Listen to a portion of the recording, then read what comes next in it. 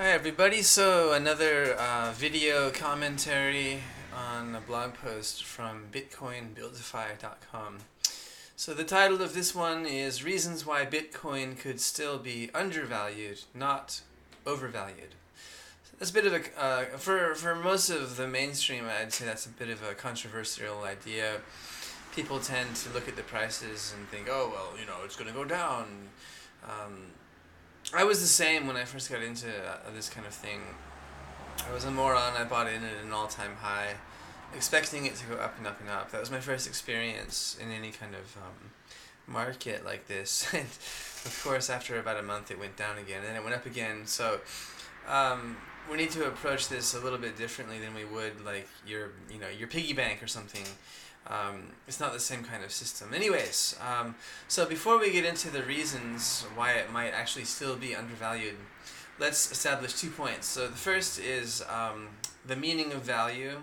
Second is what makes a currency valuable, any currency valuable, right? So point number 1, what is value? So according to Merriam-Webster's dictionary, the meaning of the word valuable is the following.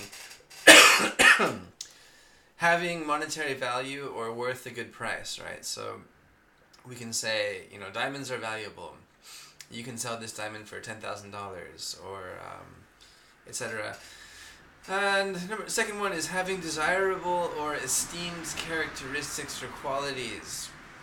So this is not necessarily monetary value, although it could be.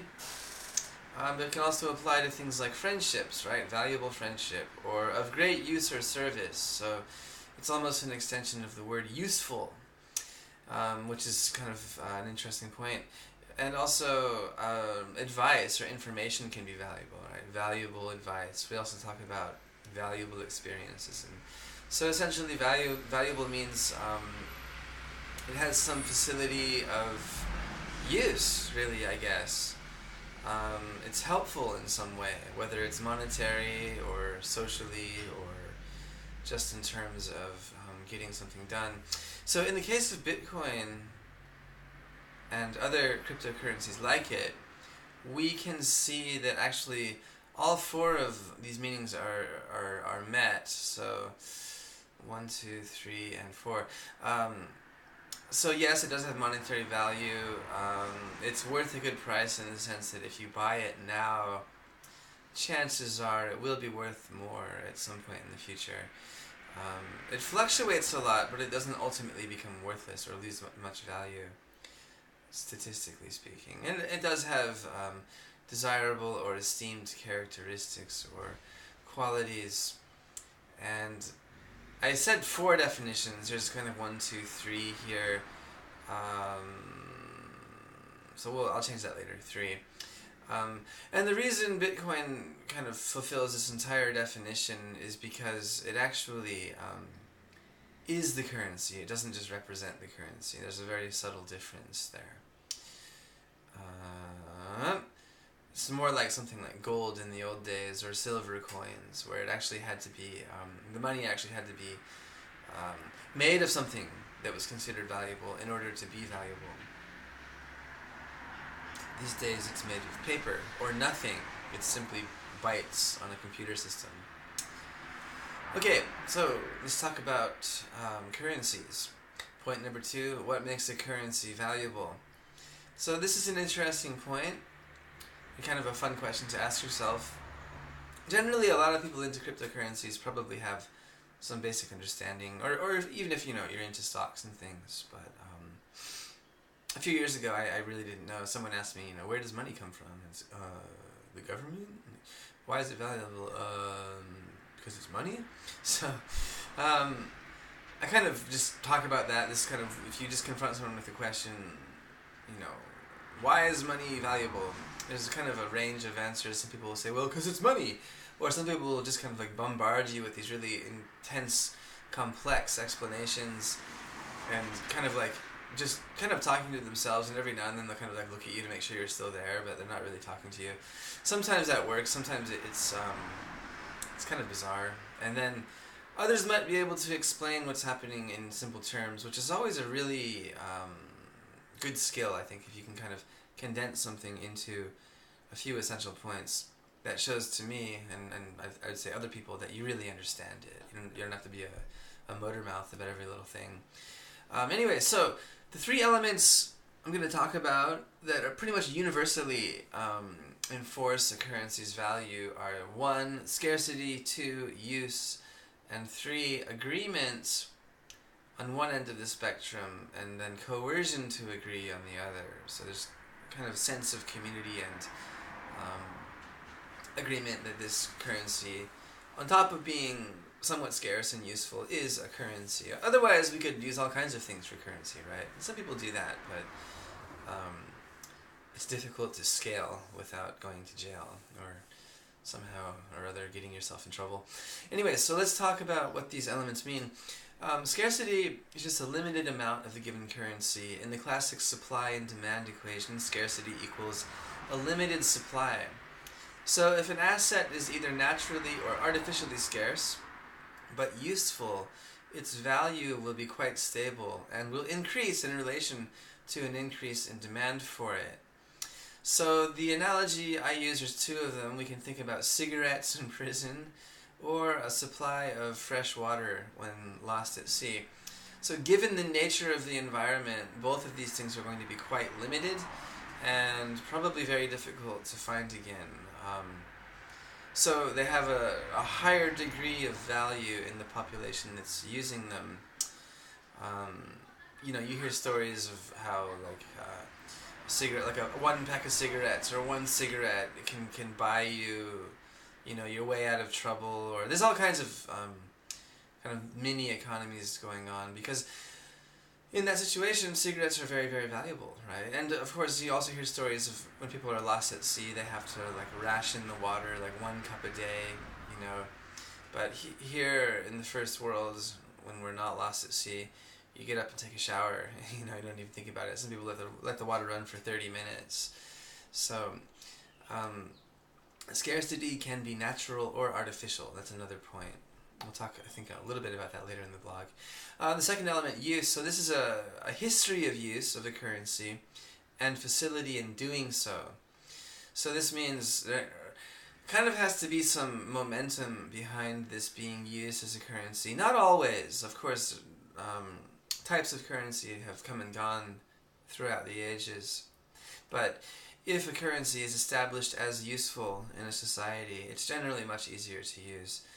And that's just kind of how it goes. People trust things more, You can hear ain't nothing like the America dollar, or gold is another example. So use equals the demand aspect in supply and demand. Right? People demand it; they want to use it. They're not banging their fists on the table, but they're just there's a need for it because they can use it. If demand for a given currency increases, but the supply doesn't, the value will rise. So, again, to use our... let's not talk about prison anymore. That's kind of depressing. Let's talk about fresh water when lost at sea.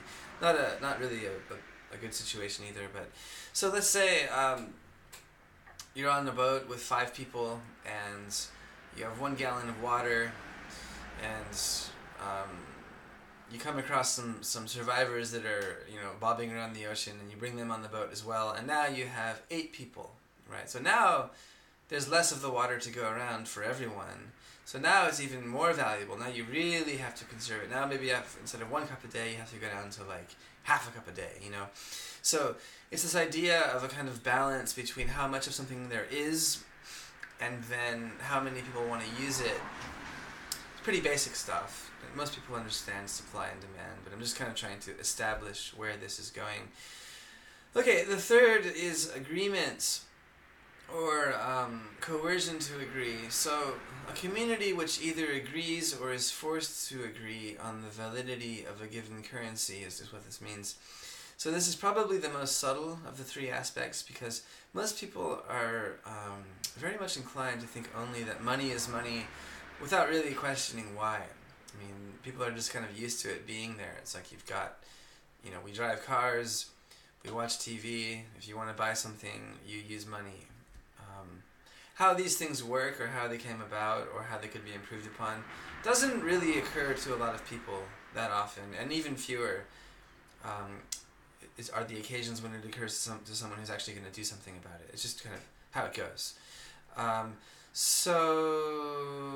Okay, the fact is that without a community to support the circulation and use of a given currency, it would be effectively useless. Right? So, if someone were to come to you with, another type of currency, say from, I don't know, Nigeria, right? Hey man, you want some Nigerian dollars? That's not even a good example. It'd have to be money from a different time where you just couldn't use it anymore, right? So that there wouldn't be a community that would agree upon it as useful, so you wouldn't be able to use it. So this is actually a very, very powerful element in determining a currency's value, but it's not something we think about very often. Okay, and it's not based on the material of the currency either. It's not like, to go back to the analogy of cigarettes in prison or fresh water at sea, these things are actually useful, especially the fresh water at sea, right? That's something that can actually save your life. In the case of a currency, if it's paper that's agreed to be valuable, if that agreement is taken away, it really is useless. You can use it to start a fire, or as they say, as toilet paper, but the value it once had will be completely removed. North Korea did that, actually. They changed the currency very suddenly, and so everyone who had all these hidden stashes of the old money, in their mattresses and in the walls of their house or whatever, suddenly it was just useless now. They couldn't use it for anything. So it's a very powerful thing. So essentially what all centralized kingdoms, governments, empires, and countries, any kind of structure of people representing anything approaching civilization, what they've done to ensure order and hierarchical control is to control what is and isn't a valid currency.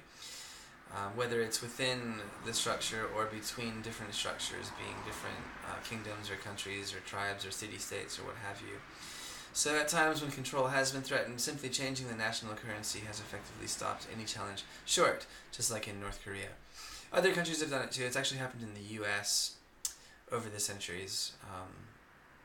You can look that up. I think it's linked in here or another. Anyways, keep going. You can Google it. It's always good.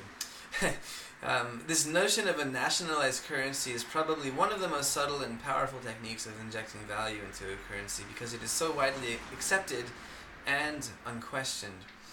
At the same time, it also either encourages or inhibits activity among a population to a remarkable degree because exchange of goods and commodities is controlled by the currency it happens in. It's not always exactly true, but it's largely true. It's true enough that the government has enough power right now with our fiat currency system to have an incredible degree of control over us because they make the money. But, to be fair, this is not to say that nationalized currency is inherently bad or that we are slaves to our economic overlords, etc. Some people might believe that and get really upset about it. I'm kind of middle of the road. I understand the complexities involved and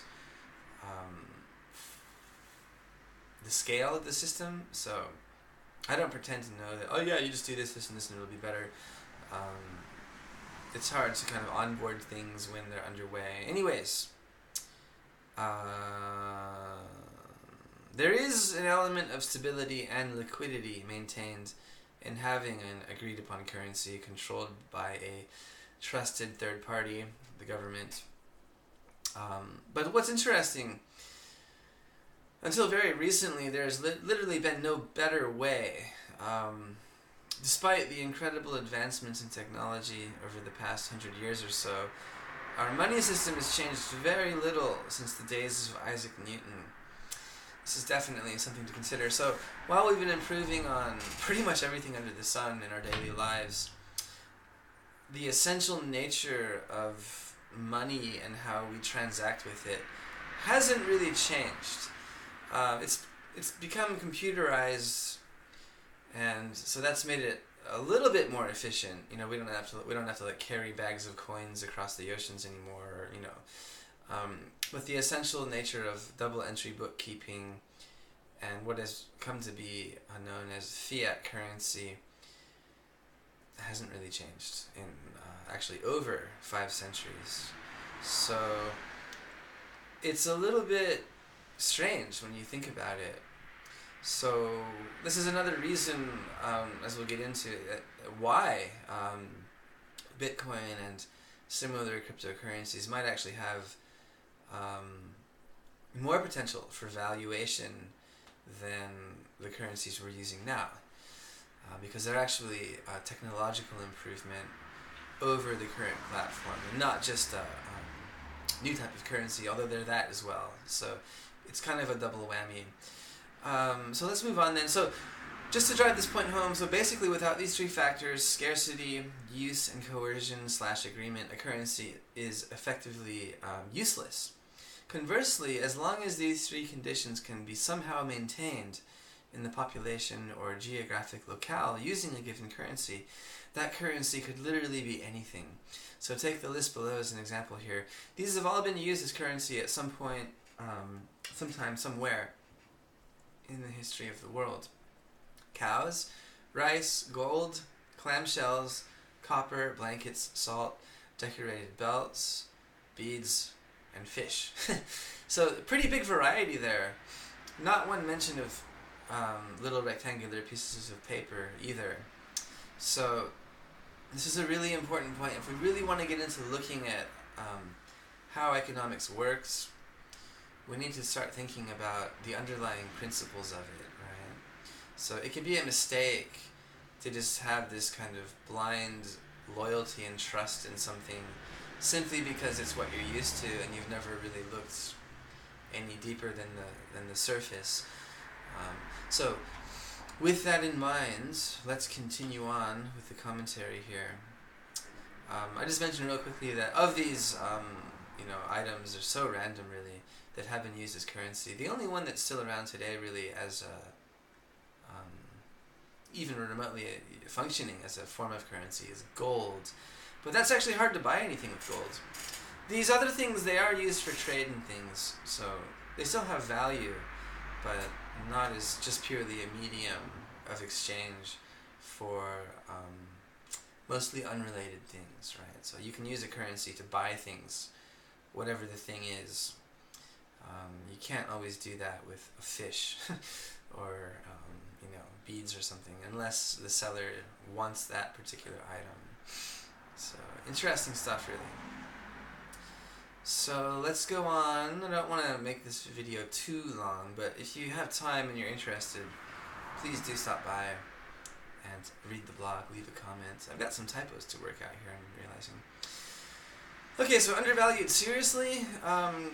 Yes, indeed. Talking heads on TV and the wizards of fractional reserve banking aside, Bitcoin could very well be undervalued. So here's why. Reason number 1. I give three pretty solid reasons, if you ask me. The first one is the scarcity of Bitcoin. That ties back into what makes currencies valuable, right? The demand. With Bitcoin, the scarcity is guaranteed. There are currently approximately 17 million BTC in circulation. There will never be more than approximately 21 million. And the rate at which they're unlocked through mining is pretty much fixed. I think every 4 years you can release about half the number that was released 4 years before. It's very much encoded into the blockchain. So, and the last one won't be available until 2040. So we have a serious scarcity control here with Bitcoin. And any attempts to duplicate or counterfeit a Bitcoin will be immediately detected by the blockchain and will be impossible to verify. So you can't make more Bitcoin unless they're already encoded into the blockchain, which is really pretty amazing. So this is it's not so much a case of someone catching attempted fraud, like, hey, we got someone messing with the blockchain here. It's actually just the technology simply following protocol, which ties into the very kind of almost self-sufficient nature of the distributed blockchain technology. It just does what it's supposed to do, and it's kind of impervious in that way. So an analogy would be, we can consider that in the world there are only 21 million bars of gold.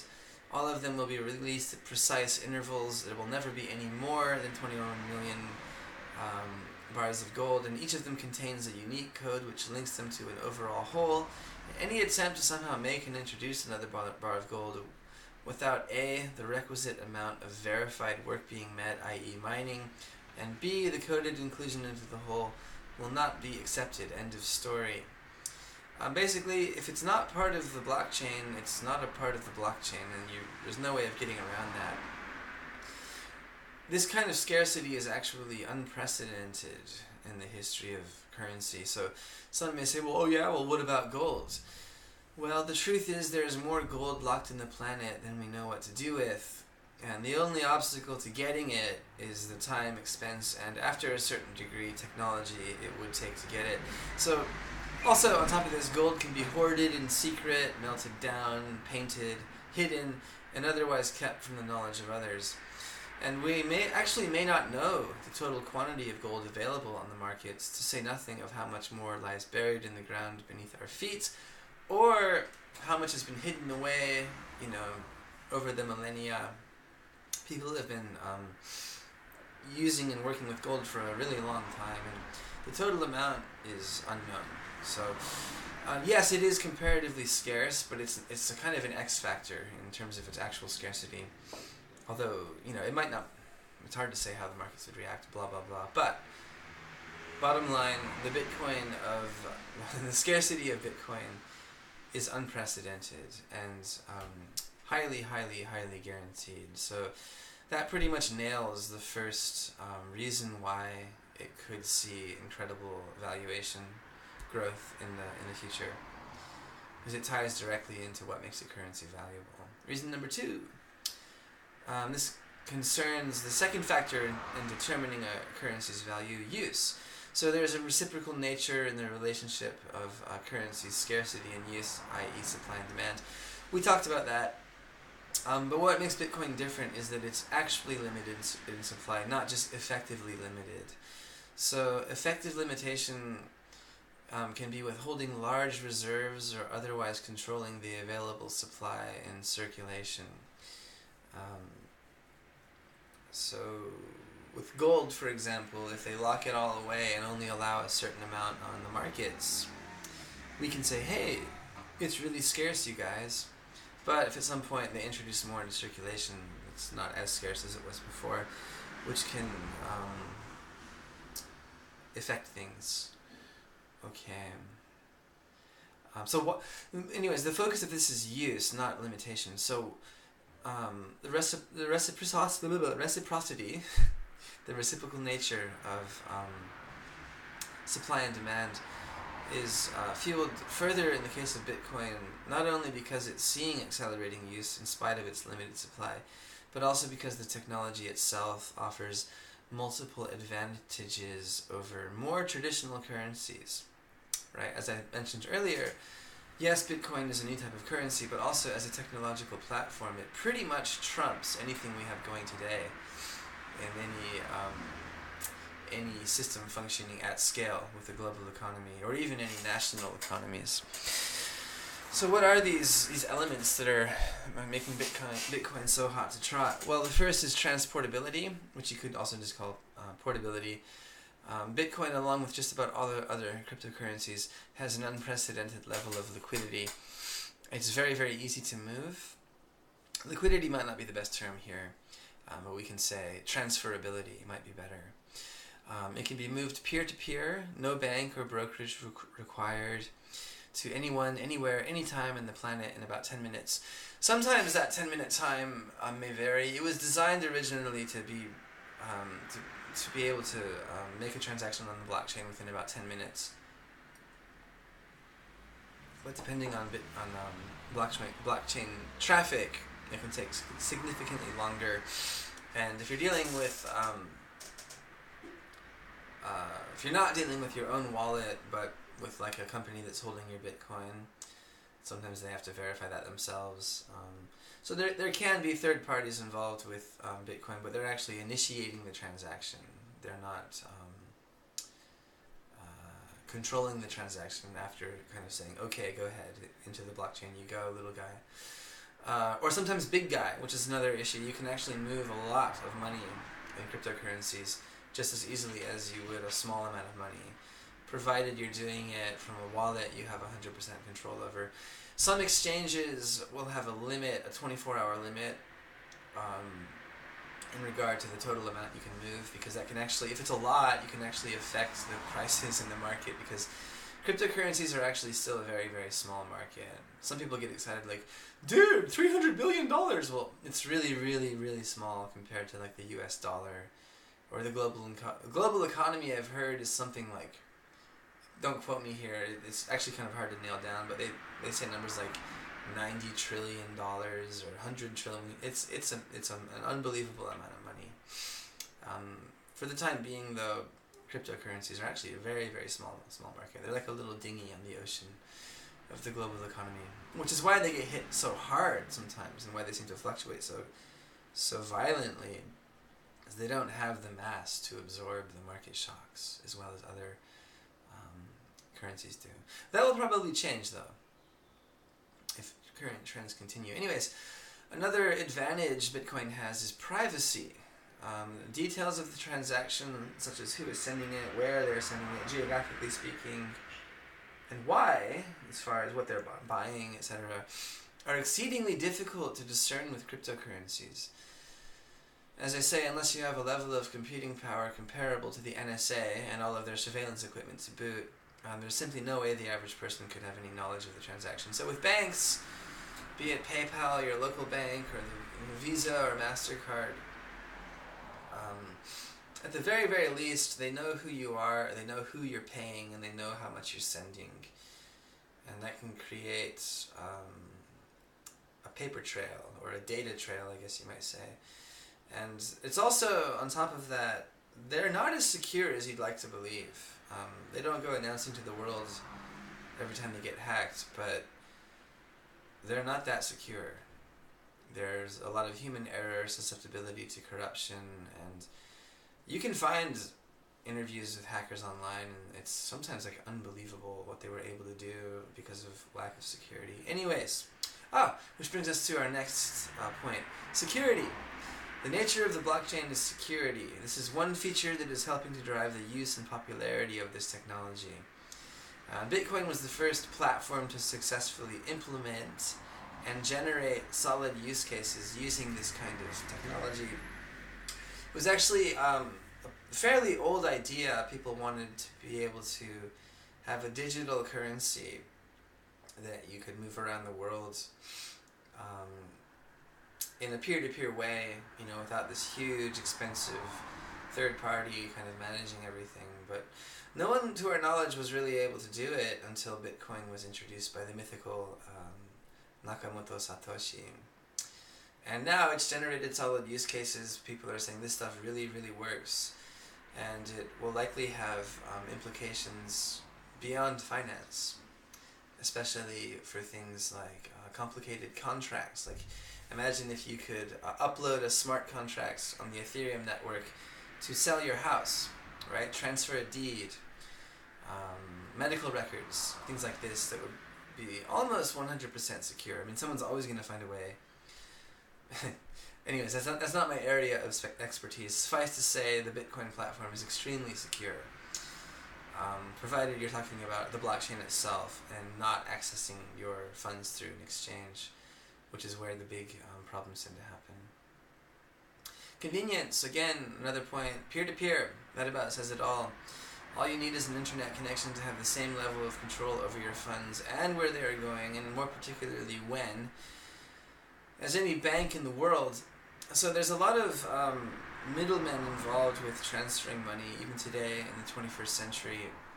So if you wanted to send $1 million, just kind of off the top of your head, I'm going to go send my friend or this company $1 million today, there would be a significant waiting period. There'd be a lot of paperwork. There would also be a lot of fees, and there's even a chance you could be declined altogether. You know, if they happen to be in an area where there's like we don't let you send money there, or there's a lot of elements that are kind of out of your control. Which I've never had the need to send $1 million to someone, but the principle is it's an extremely convenient system that gives you control over your funds, however much you have, in a way that the bank would have, but with no bank. So it's pretty amazing. Another point is there's a historically unprecedented growth potential. So current estimates say that less than 1% of the global population is involved with Bitcoin. So consider what this means in terms of potential for growth, not just financially, also technologically and socially. Bitcoin is really, it's a template as well as a vehicle for what it does. Bitcoin is being used, but more and more similar technologies are being designed and built based on the template of Bitcoin.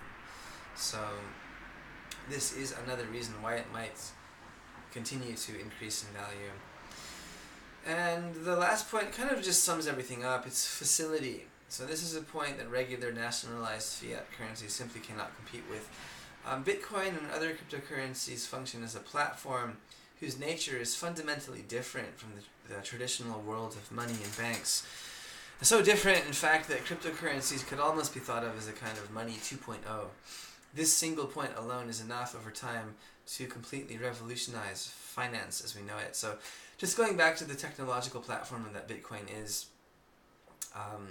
there are people out there who believe it is basically the next internet in terms of connecting people with secure, the ability for secure, very, very low cost, very, very high speed transactions. So what the internet did for access to and sharing of information, cryptocurrencies, blockchain technology in particular, may be doing for finance. So that's reason number 2, why Bitcoin may actually be undervalued, not overvalued. Reason number 3, that oh so nebulous element of coercion and or agreement, but more so coercion. So this is kind of a double-edged sword. So Bitcoin is decentralized. There's no one individual, one institution, or one government that has ultimate control over Bitcoin.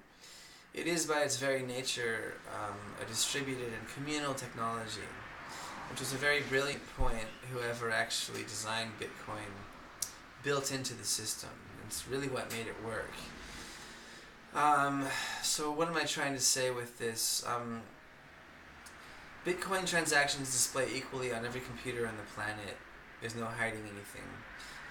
Although the details of the transaction, of course, are really only available to the end users or someone with access to the end users.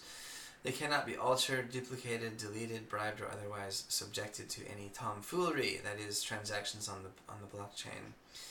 This is absolutely not the case with what we have been using as money for the past few centuries, or more recently, since the demise of the gold standard, which actually happened in 2 phases. First, the gold standard was removed within U.S. borders in 1933, and then it was removed internationally in 1973. So it is now basically Bitcoin. What I'm trying to say here is that Bitcoin is, how to say this, secure in the sense that if you have it, it's yours. The government can't take it away from you. And if they wanted to recall all the Bitcoin in the world, it would be really, really, really, really hard to do. So if the government wants to do something like, for example, invade a country that the majority of the country and the planet doesn't want them doing, they can just print more money to finance it. They can come up with some, totally insane Ponzi scheme financial products to create the funds to do it, and they can just straight up print money. With a currency like Bitcoin, you would actually need the consent of the population holding the majority of the currency in order to do something like that, which means they would actually have to give you the money voluntarily. So this is a third reason why Bitcoin might actually be able to generate even more value than it has now. It's very resistant to coercion. Okay, so how high could Bitcoin go? That's a really good question. There's all kinds of answers out there. Some people say 1 million, 2 million. I've heard people say as high as 5 million per Bitcoin. Who knows, really? Currently, the only thing really holding Bitcoin back from stratospheric valuation is the size of its market and a relative lack of use in comparison to the size of the global population, currently estimated to be less than 1%. So it's still a very small thing, despite all the coverage and news we may hear about it, which should also tell you something about it. It punches above its weight, you could say. So let's talk about the absorption and dissemination of new technologies and how that's been going in the case of the internet, which may well be one of the greatest inventions of the 20th century. It currently sees use by approximately 40% of the global population. So it's actually a pretty impressive figure considering that the internet is still relatively young. Here in 2018, I think we're in our 23rd year of public use of the internet. If I remember right, it became available for the average Joe in the summer of 1995. I may have to check that. Okay, again, hey, you can always Google that. So, what's helped the internet is it's a platform of nearly unlimited accessibility and expandability that is slowly but surely changing how human interaction happens across the planet. Bitcoin, on the other hand, is not a platform of unlimited, I gotta fix that, unlimited accessibility or expandability. Although it does allow a high degree of divisibility, right? So if it were a system of unlimited expandability, it would be a very, what's a good adjective here? It would not be a very good currency, right? It would basically be a fiat currency if you could just make more of it and expand it. So it's a different animal from the internet and allows for a different kind of accessibility, which is actually a good thing. It's scarcity means, its scarcity combined with its security is really kind of unprecedented. So let me cut to the chase here. You can always read this article if you want to. I'll leave the link below the video. Personally, I believe that if present trends toward cryptocurrency persist, even at 10% of their current fervor, it would be very realistic to expect to see Bitcoin at 500,000 USD within the next 10 to 15 years. And that is a conservative figure. There are some, as I said, who would say $1 million or more in far less time. Some people are saying $1 million per Bitcoin by 2020. Stranger things have happened, so we'll have to wait and see. But one thing is for sure, though, Bitcoin has not yet reached its full value, which we can definitely say based on the factors of scarcity and growing use, combined with the agreement on it as a valuable and useful currency in the sense that it actually has utility over the current system. I think we can say with a pretty good degree of confidence, again, Bitcoin has not yet reached its full value.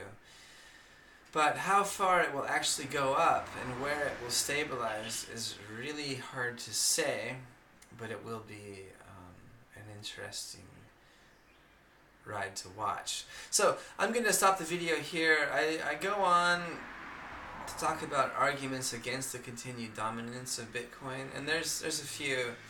I'll leave that for another video. So suffice to say, based on the arguments I've laid out here, I feel pretty confident that Bitcoin, provided, this is a really important caveat, provided that current market trends continue, being the increasing interest in Bitcoin, provided that continues, I think it's pretty safe to say Bitcoin is actually undervalued, not overvalued.